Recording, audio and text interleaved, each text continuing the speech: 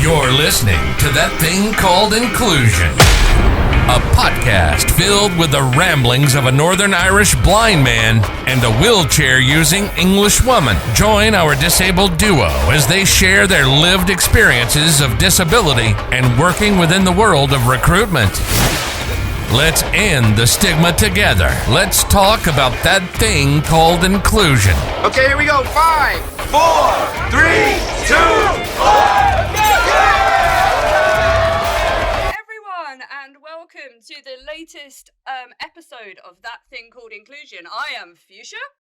And I'm Jimmy. Hi. And today we are joined by the absolutely wonderful Tracey Abbott, who is part of Microlink. But before we bring her into the podcast, Jamie is going to update what happened last episode. Thank you. So last episode we were joined by a very special guest, and that was Jane Hatton of Even Break.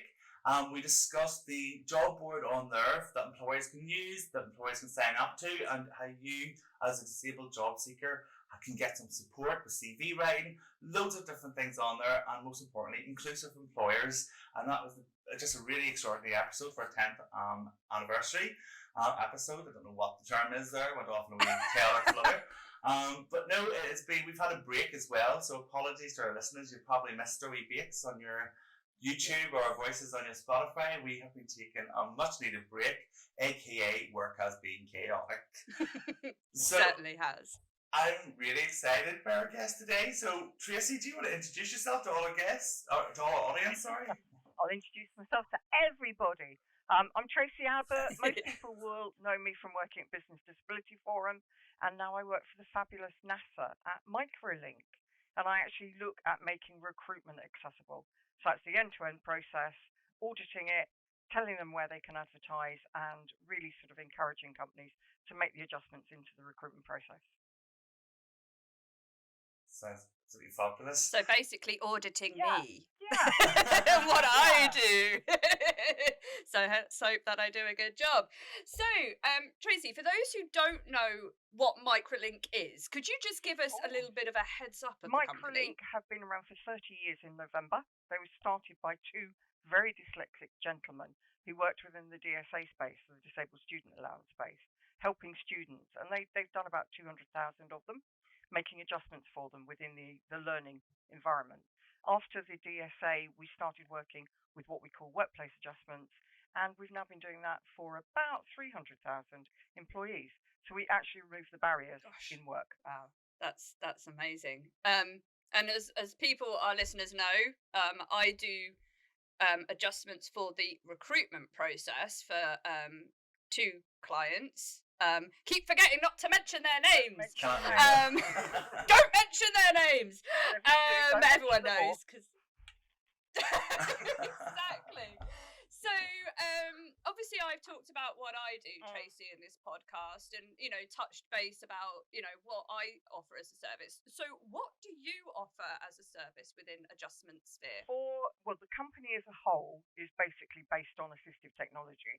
So we go out and look at all the new innovations. We look at stuff, and actually we should try some stuff with you, Jamie, like eSight and sign glasses and things like that for visual impairments.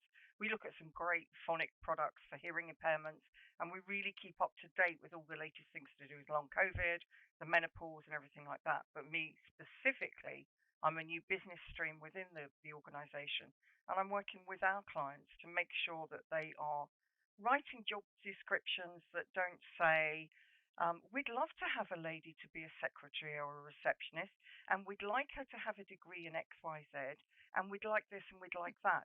And actually what we're trying to encourage companies to do is to actually say, this is what the job is. This is the kind of environment we need you to have come from.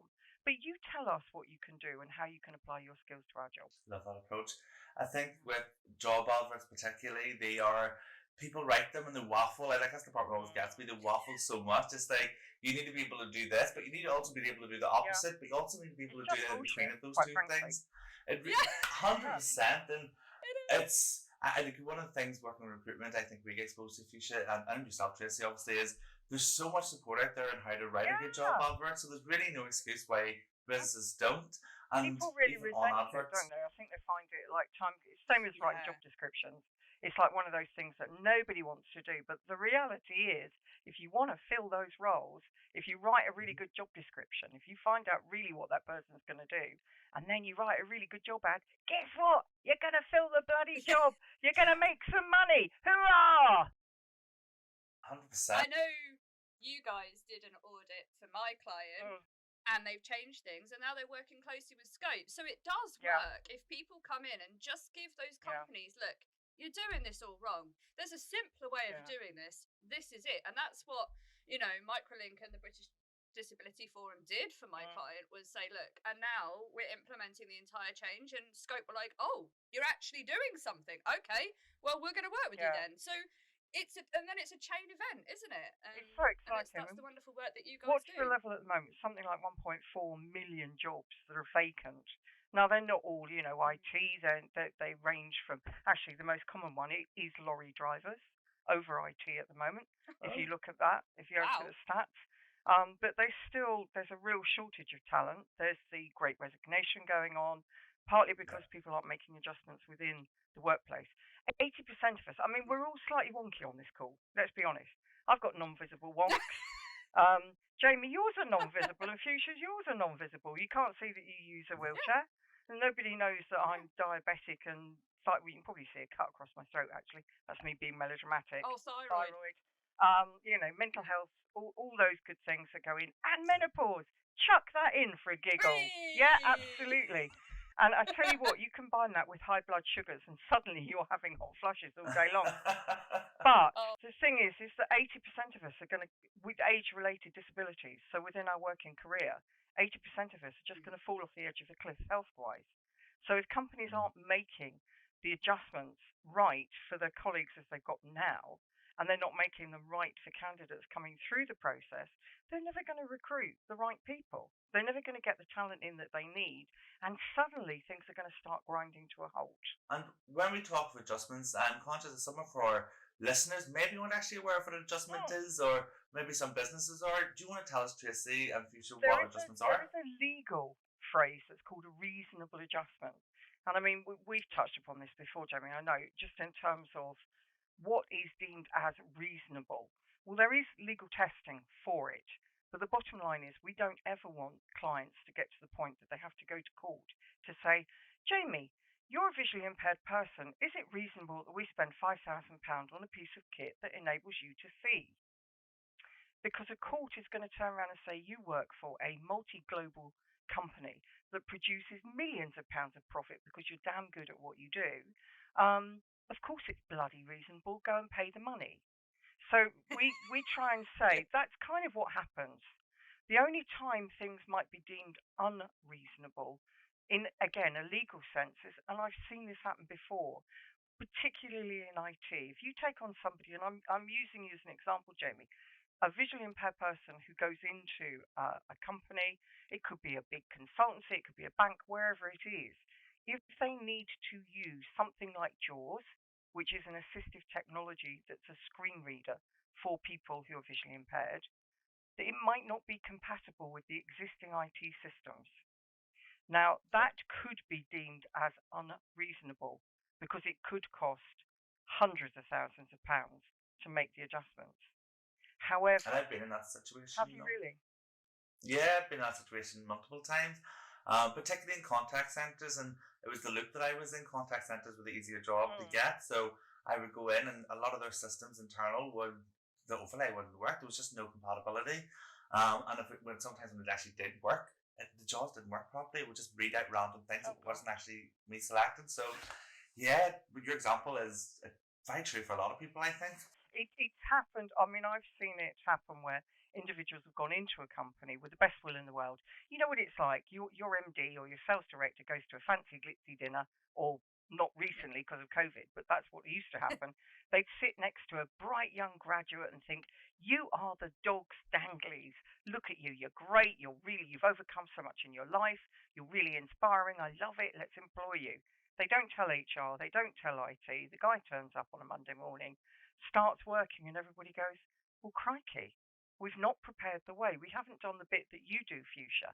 We haven't done sort of a kind of a due diligence. What do you need to perform your best in work? And this is why we try and sort of at Microlink, we try and move away from the word disability, because, you know, you can argue the toss over whether it's an ability or whether it's disabling. We work on the social model rather than the medical model. I don't care if you can't see, Jamie. Well, I do personally, but I don't care if you can't see. What I care about is what I need to do to make you the most productive. And that's why we call them workplace adjustments rather than reasonable adjustments. So we encourage companies to say, what do you need, Fuchsia? Okay, you need to work from home. That's a workplace adjustment, is you working from home. Can we get you into the office every now and again because we think it's nice for the teamwork, for everybody to be around and be cohesive on occasions? Jamie, you need some software, JAWS. Do you need scripting done? Where do we get scripting done? Well, okay, we could go to Microlink because we do scripting for JAWS as well. But let's make sure that it's compatible so that when you land in your new job, that from day one you're productive. Why would I not do that? 100%. And like, I love what you say from day one, because I think we all know with the likes of access to work, there's a bit of a waiting list there. Not even a bit, it's a couple of months waiting list at the moment. So waiting that time frame, like if you see yourself, I'm sure you've seen yourself, and I know I'm definitely experienced.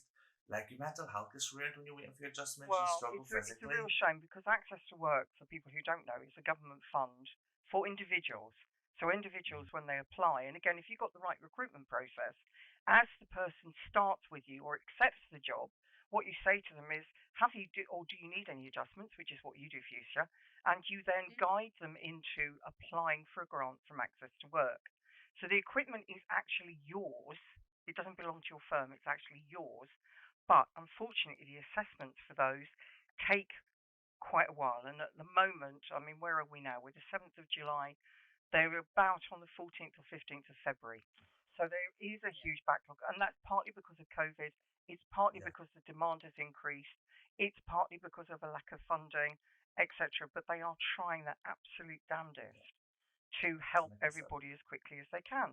But what I would always say to companies, and this is what we advise our clients, is at the point that somebody says, I need an adjustment, I need some help to do my best, whether it's hours, assistive technology, whether it's mental health coaching, whether it's any other kind of support workers, for example, whether it's BSL interpreters, whatever it might be that they need, look at funding it yourself as a company. Up to £1,000, you will have to contribute that £1,000 to Access to Work anyway, unless the person has applied for a grant from day one. First 6 weeks, Access to Work will pay for all of it.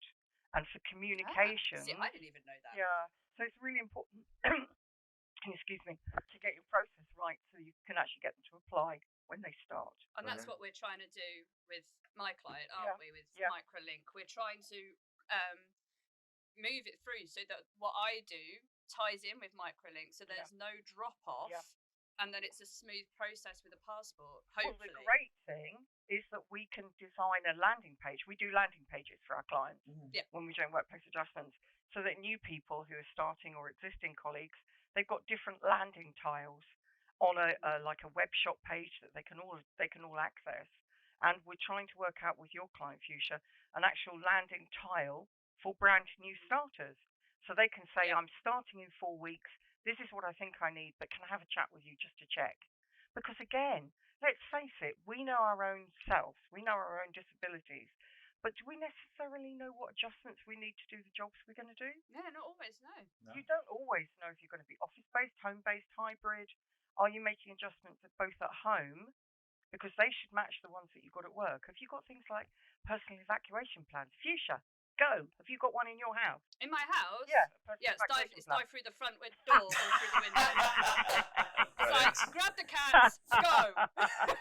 But you've got a plan. You know what it is. I have a plan. That's fantastic. But not for my office building. Okay. Not anymore. It ran out. Yeah, you should. I need to get that redone. Really important. And the same with you, Jamie. Have you got one at home? Have you had somebody come round and pat test your equipment? I think the landlord people, like I rent, so that I think the landlord does it, but like Fuchsia, my plan, I remember in primary school you used to have the fireman come in and tell you how to evacuate the house so your house is on fire. You throw everything out the window, like the soft things, and then you hang and drop. I'd forgotten that. I've got that in my head. It was the You know fireman what? that made I'm me going to do remember. that now. I actually live in a bungalow, and I think it'd be hysterical to see me shove a mattress through the window and try and drop from out. 2 Just foot. run down face first. But no, I definitely, I have a plan in work. But like I always say, if there's a fire in this building, do not come to me. I'll get myself out. Just do not come to me. Bring But anybody else again, out. that is actually disaster. really important as well, because I mean, with fairly modern buildings, they've all got the evacuation area, which is normally the staircase because it's the most solid concrete construction that they've got that will protect you. But if you're working at home and you're using a printer, you're using a laptop, you're charging your mobile, it's really important that as part of your hybrid adjustments or you're working from home adjustments, that you have everything packed, tested to make sure you're not overloading, because that can cause fires, that can cause really bad environments. And you, Jamie, you're sat at the moment. Are you on a gaming chair? Or are you No, on a sofa? I'm on my sofa. So Okay. Okay, so again, we're talking about adjustments. We've just spent 2 years locked up, effectively, haven't we? And for the most part, the people that are coming out the other side that have had COVID, that are okay, thank goodness, that have maybe got long COVID, there are so many adjustments around long COVID that are going to be coming in. But you should not be sat on your sofa. You should be sat. I mean, I'm in a fabulous ergo chair that's got the proper lumbar support. Yeah, you see, gaming's okay, but it's not, the optimum. Chairs are probably only a couple of £100 for a really nice one that's unlabeled. If you're going to be really posh and have a labelled one, it's probably £400. But for you, if you're sat on your ass all day working, I mean, I've now got a lovely electric riser desk that I will demonstrate because I can. Look at this. Can you see me disappearing? Whee! Yeah, and then For coming those back who down are again. not watching it, the camera's moving up and down. Yeah. For those who are actually listening on a podcast, I didn't think about that, but it's a fantastic thing. And I've got, I've got all this stuff that, oh man, I should have.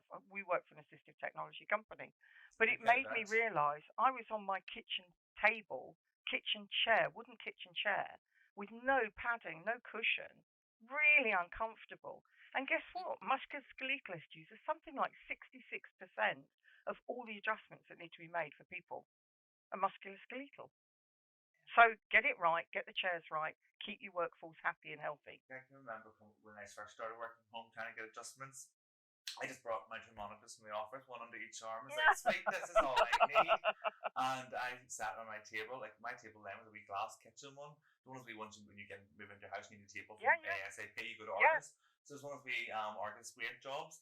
And it was terrible. Like I was getting digged in here across my stomach, so it was on the table. My back, I've always suffered a bad back because of my posture. No matter how big of a monitor I get, I'm still going to be right in front of that. Like, do you know what I mean? So I've always struggled, but at the minute I now have like all these fancy arms. So if I do want to stand up and sit down, I have the choice, but I do need to get a chair, and I think you should.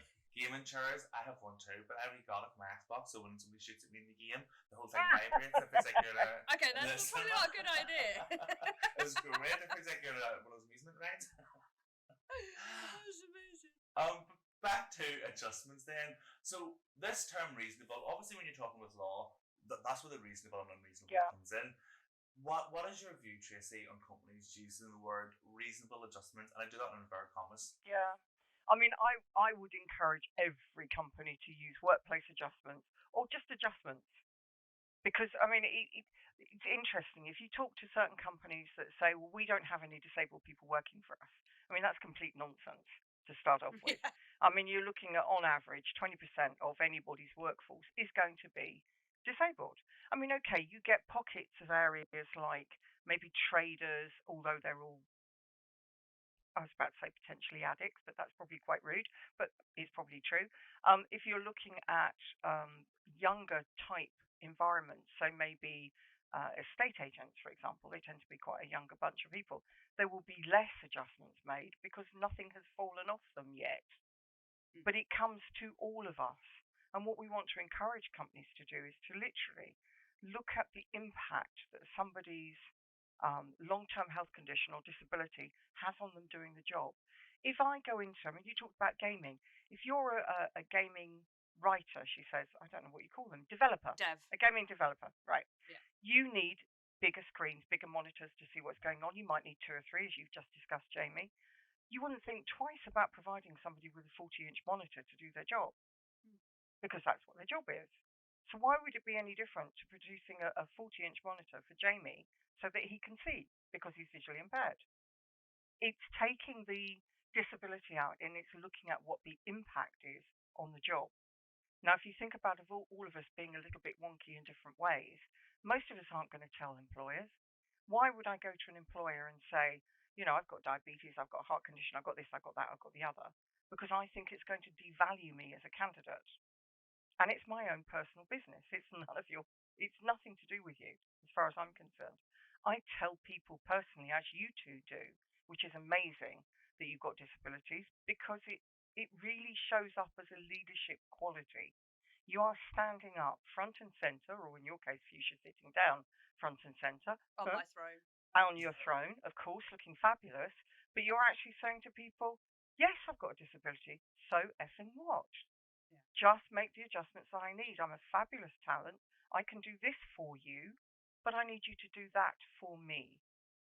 So, part of it's being honest. And I think, Fuchsia, it's really important what you're doing with Alexander Mann is actually making sure that people, as they're coming through the process to clients, are feeling comfortable about talking to you about what they need. I mean, for me, every time I hear it, they're like, oh, no other company's ever offered this. And, oh, is it going to go against me? I'm like, well, I think I'm the only one in the country that does this for a client because I made it. I built it. I know, obviously, like you, there are people that are doing adjustments within the workspace, but actually solely hand-holding someone through an entire process. I think I am the only one. But it's 9 times out of 10 when I put those adjustments in place, the person will go, well, will I have to use it? I was like, no, it's just a safety net. If you use it, you use it. If you don't, you don't. Yeah. And then when it comes to them having that interview and they know that all of that is in place, they can then concentrate on being their best selves. And then the feedback I get is like, Fuchsia, you were right. I just didn't see it until now. And I'm like, well, that's why I'm here. That's why I'm doing what I'm doing. Yeah, but it's a fantastic job. Because the thing is, again, you think about it, we've come out of working from home and we're going to hybrid. Some of us are going full-time into the office. And all of a sudden, issues that we didn't have when we were working from home are going to become apparent. So there is a lot of fear about people coming back into the office. And I mean, I mentioned things like long COVID. There are remedial things that you can do as a business to just cover yourself, to make yourself more comfortable. We do, for example, long COVID kits. We do menopause kits, where we kind of chuck in a few things that we know will help people that you've got there, like a first aid kit. But we've also suggested to companies have things like riser desks. Make sure you've got some ergo chairs that are around. Make sure if somebody's coming back into the office for the first time that is maybe on the spectrum, that you don't hot desk their desk, because you're really going to pee them off really quickly. Provide the quiet spaces. Don't just think it's business as usual, because it isn't. But in the recruitment process, if you've made the adjustments, the important thing is obviously not to record them against the disability, because that's where you're going to get yourself into hot water. So make the adjustments. Just say, you need a screen reader, you need a support worker, whatever it might be.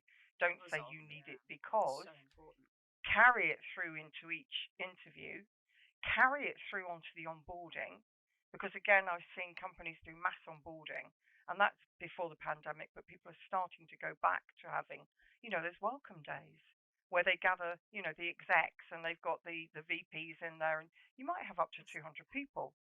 You're on the spectrum, you walk into that environment, all of a sudden you're thinking you've made a big mistake, and you might not perform very well in that kind of environment. So it's thinking it through and then making sure that from day one, the adjustments are there. And with adjustments as well, I think as well, when you are leaving college, like for myself, and I'm sure there's plenty of people saying, when I left special education, and I hate that term, but that's what it was called when I went to school, special education. Yeah. I went to special school for children who were visually impaired and who were deaf. And I left that school. I had adjustments the whole way through it, and it was never actually sat down and explained to me, well, actually, this is why you use this, and this is why you've got your. Like, nobody ever sat and explained it to me. It was just there. Right. And from first year to we had to do 6 years, so we did go to GCSE. So from first year to lower sixth, I spent that time using these adjustments, which were amazing raised desks. Do you remember the old school big wooden metal desk with a big bar at the back? Like, I had one of them. I Yeah, loved yeah. it, so it did. And like CCT, what do you call them? I can't even remember the name of them. It's like a TV, and you put a document underneath, and it reads what's on the document. That was all just available. Oh, yeah, And yeah. when I left, I went into mainstream to do my A levels in art, and the gap I felt, it was like I just fell off the edge of a cliff. I didn't know what adjustments I could use, and then obviously bullying started coming into place, so I started hiding that I was disabled and didn't ask for anything. It was like, it's art, I can make do, I can just draw and kind of cover it up. But when I came into employment, there's a stigma because you don't know what you need, and sometimes with employers they'll tell you what you need, which isn't always the best because you don't even know. So I think that leads us on to with employers. So obviously we know what Fuchsia's role is in previous episodes, but should employers be leading this conversation when it comes to getting workplace adjustments? Well, it would be nice. There's certain things that I always recommend, and the BDF do as well, from when you're advertising or on your recruitment web pages and on your specific landing site to say, when they always say we welcome people, we talked about this, the intersectional piece. We welcome people of colour, of any religion, of any sexual orientation, or with a disability. You kind of have to make a bit more of an effort with the disability piece. Because guess what? Okay, I can't tell if anybody's gay just looking at them. Well, maybe occasionally, but you can tell if somebody's of colour, but you can't tell if somebody's got a non-visible disability. You need to be more explicit and say, please tell us if we need to make an adjustment to this process for you in any way. Now that could be they're a Jehovah's Witness and they don't work after sundown on a day, which I didn't know if you're aware of. But again, that would be an adjustment that you have to make people aware of. So when it comes to disability, people are very rarely going to tell you that. But if you make your process open as possible and invite them to have a conversation, or have somebody like Fuchsia who understands with lived experience that can talk to people and say, whatever you need, let us know. But people don't ask that. They think if they ask people, let me give you a better example. One of the examples I'll have, if you have dyslexia, you can ask for 25% extra time. Yeah. Did you know that? That's a reasonable adjustment. It's a fairly well-established one. And I had one of our clients come to us and say, well, we've got somebody who's got complex needs and dyslexia, and they've asked for 50% extra time and for the questions up front in the interview. Now, a lot of companies will go, I'm not giving you the questions up front. That's not fair. They somehow deem it as cheating in some way. If you get extra time over somebody else, you have had a more favourable environment. What companies need to truly understand and embrace is that all you're doing by making those adjustments is making it a level playing field. They're not getting an advantage, you are levelling it. And it's so important. That example you've given us, equity, it's what you're describing as equity. We hear businesses talking about what's the difference between equality and equity. Well, equality, everybody gets the opportunity, but equity is making sure everybody has the tools and the support they need to get the opportunity to perform for that opportunity. Yeah. And I think when people say, oh, you shouldn't get extra time, because I used to get told this all the time when I was doing my exams, because I got extra time too with my site. Although in art, you probably think, what written exams we were doing? Art history. So when we were doing art history, like, we would be extra time, but I would be mocked for it, and it would be, oh, well, you're so special, you need extra time, or, well, why does he get that? I don't get that. He can see okay. And it's like, well, actually, no, you leave school and you get into your queue with a bus and people all sit you, your friends. I get walked out of school and put into a car because I'm in school on a busy road and I'm going to walk out and get by a car. So it's like we don't have the same opportunity. And then with Fuchsia, your position, Tracey, would you advocate for companies to have per region or departments? Oh my God, I would love it. I would love people to have more Fuchsias. Well, you're never going to get more Fuchsias. I mean, she is a goddess, but to actually have somebody with that lived, and I say lived experience because there's an empathy that comes with the lived experience. There's no judgment. I'm not saying that other people do judge, but there's always a little niggly bit that goes, really? You want that? Really? And I think, Fuchsia, you've had that benefit of lived experience that you're able to say to individuals, this is my story. This is the adjustments that I have. Don't be ashamed of sharing that story with me. I've shared it with you on a one-on-one. We're not telling anybody else. We're not We're not talking about your disability or your long-term health condition. All we're doing is talking about the adjustment you need to remove the barrier that you have to doing the best you possibly can.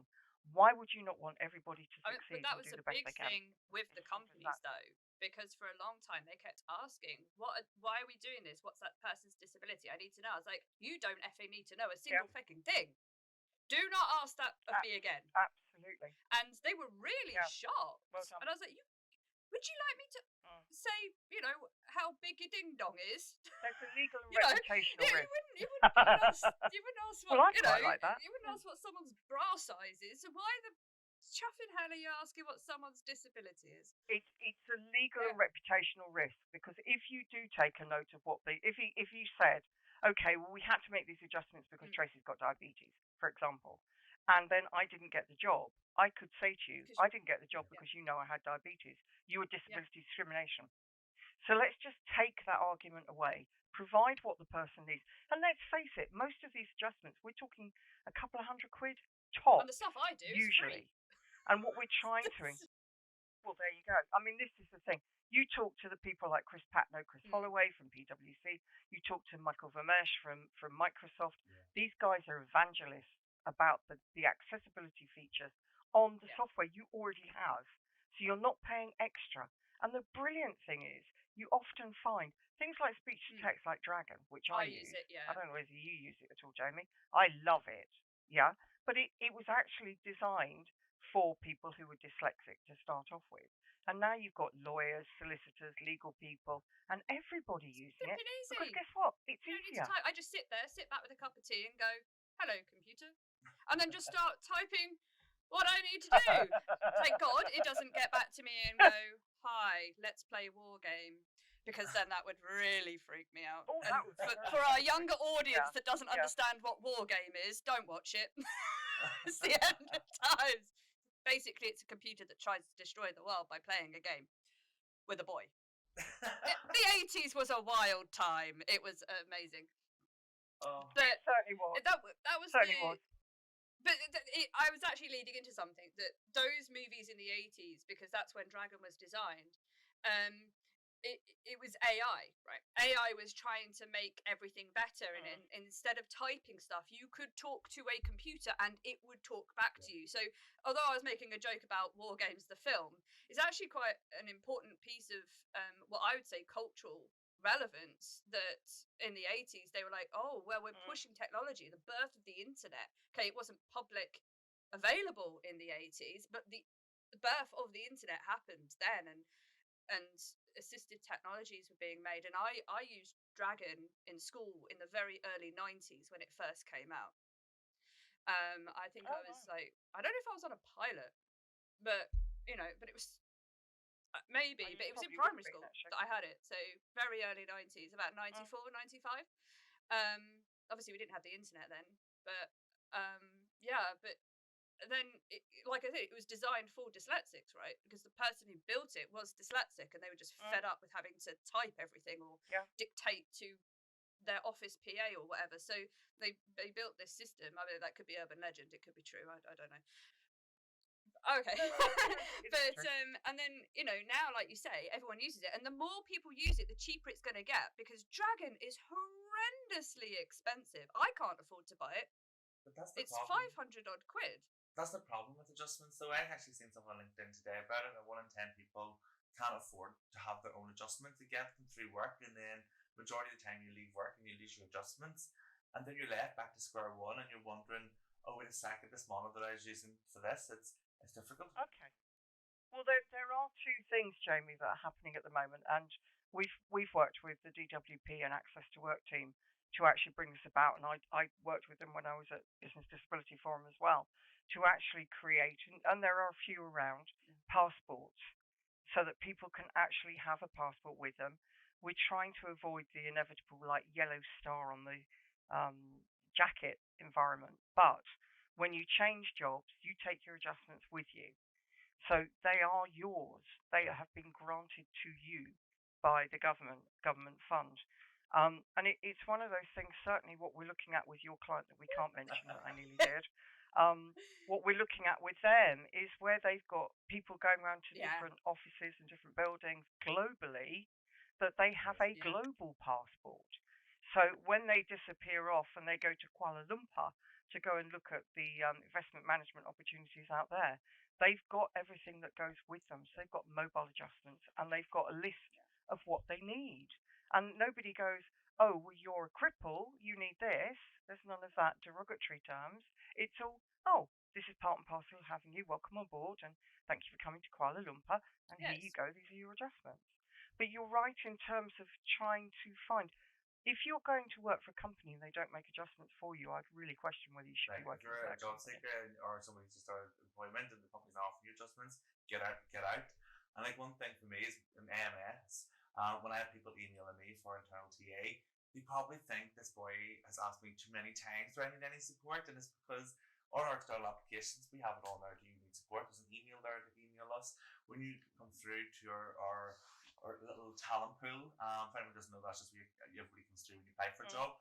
I then email them, and on my email straight away, one of the first things is, if you require any support, if you need any adjustments, if you want to have a chat, please reach out to me. Or if you want to not do it over the phone, let's to use Teams, and we can use closed captions. And it's pretty much making that information as noticeable as possible. And if you're not getting that, you should not be wasting your time.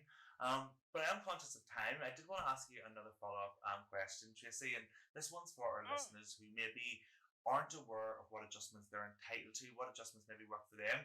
What would be your advice for that individual maybe doesn't know? Okay. There is a plethora of information out on the internet.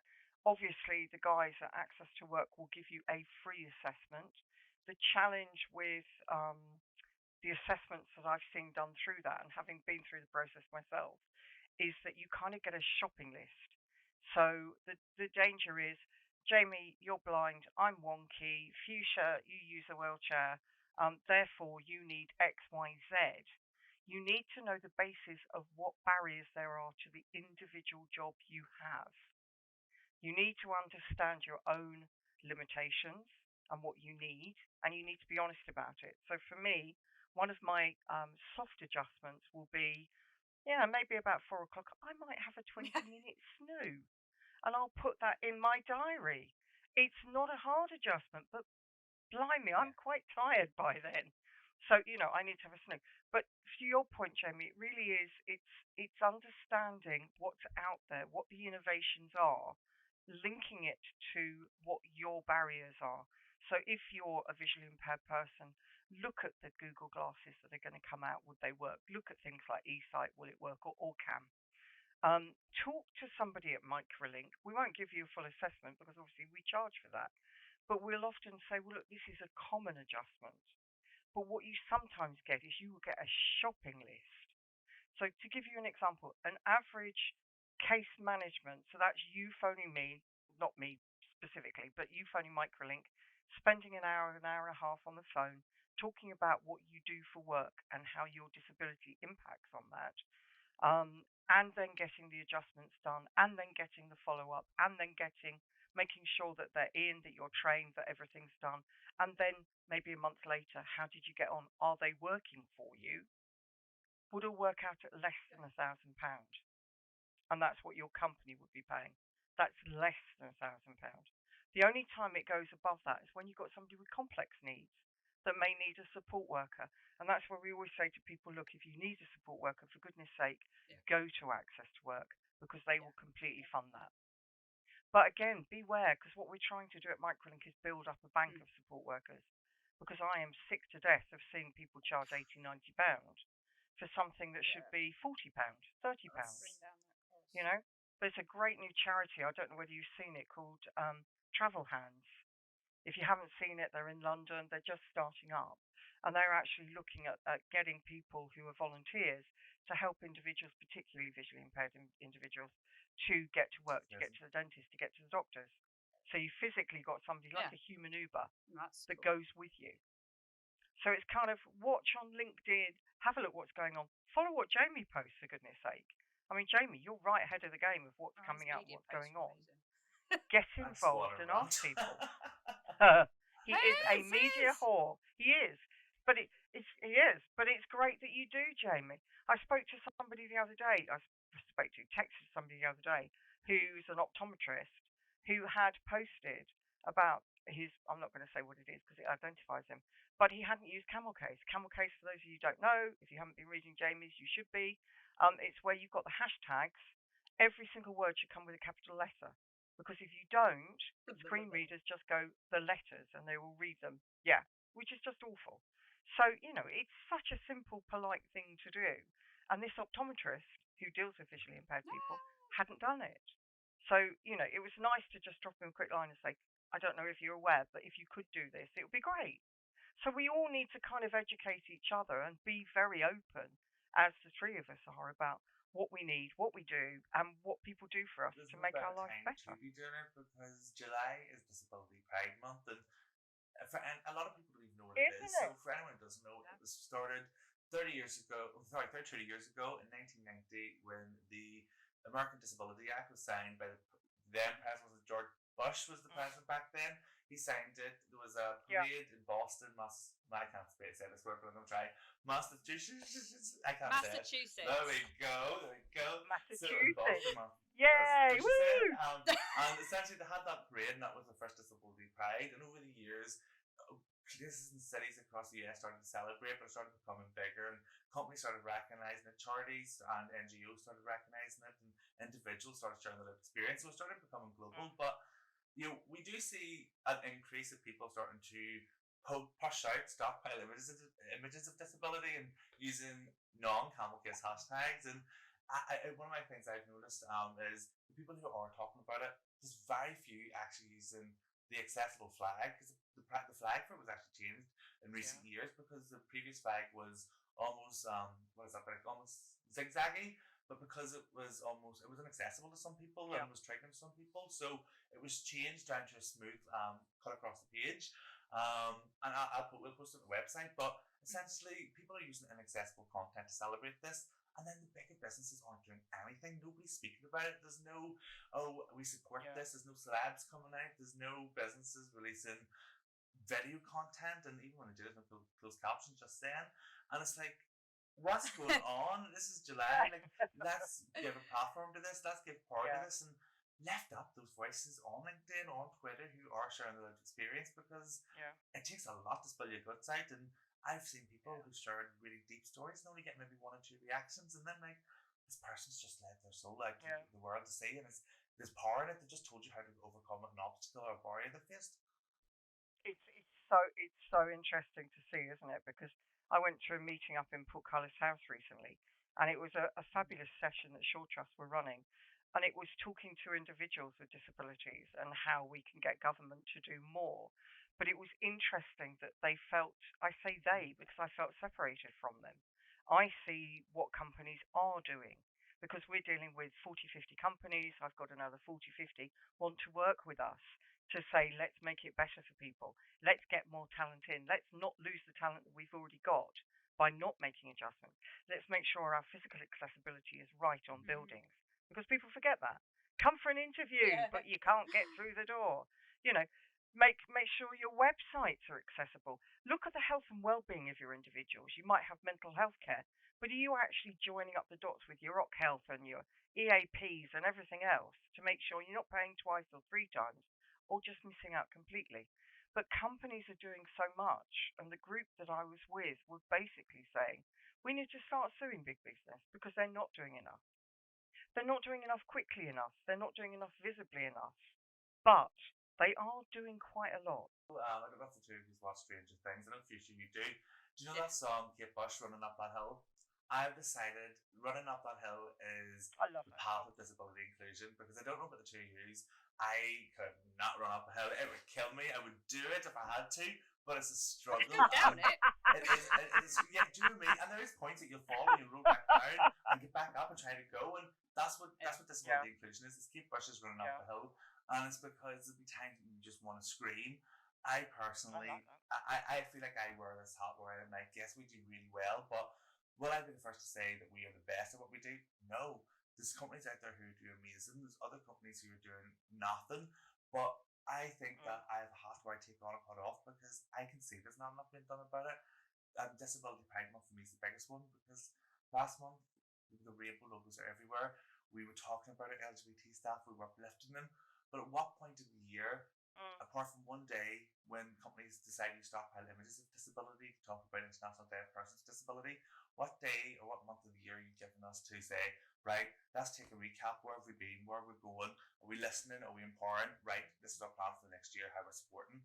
This month, to implement Camel Case, make your marketing accessible, and like when it comes to accessibility, stop relying on your ERGs to be your accessibility experts. You need to hire somebody as your accessibility expert, because accessibility is not something your marketers can do, your sources can do, or your ERGs. That is something that needs taught specifically to be in guidelines. Sorry, massive rant there, but... Well, no, it's good for a rant, but we do need to do our inclusive rant of the week to wrap up, because otherwise I have a feeling we're going to be talking for hours, and I really need the loo as part of my disability, because it's all my bladder's decided all of a sudden, no, Fuchsia really needs the toilet, and I'm not taking you into the bathroom with me. None of you. You can all bugger off. No. So Tracey, what's your fair. inclusive rant of the week? I think for me, it's I think that Jamie said it, quite frankly, the camel case stuff, because it's such a simple thing to get right. It doesn't cost a bean, it just costs a little bit of salt. Make your shit accessible on LinkedIn. And I'm sorry to say it so bluntly, as Tracey just said, but for me, I spent the past 4 weeks kind of campaigning with Camel Case campaign. And I asked a question, a poll last Wednesday, saying, do you use Camel Case? 66% of 100-some people who responded said yes, they do. But about 20-some people bluntly said no. And I'm like, this message literally is following up from a post that told you why you should use it, and you're still choosing not to. Whether they say it or not, I don't know. But for me, use Camel Case hashtags, use closed captions on your video, add alt text, and please, for the love of God, stop using squiggly fonts when you're doing posts. I can't read what you say. Yes! Oh, what about you, Fuchsia? What's your rant, love? Gonna be a repeat offender, I'm afraid. I need a dentist.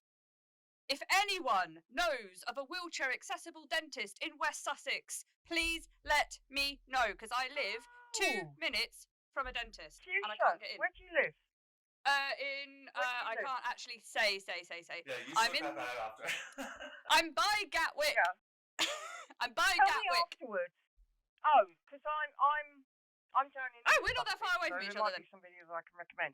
But what a really good point. No, what a really good point. I had never considered wheelchair accessible dentists.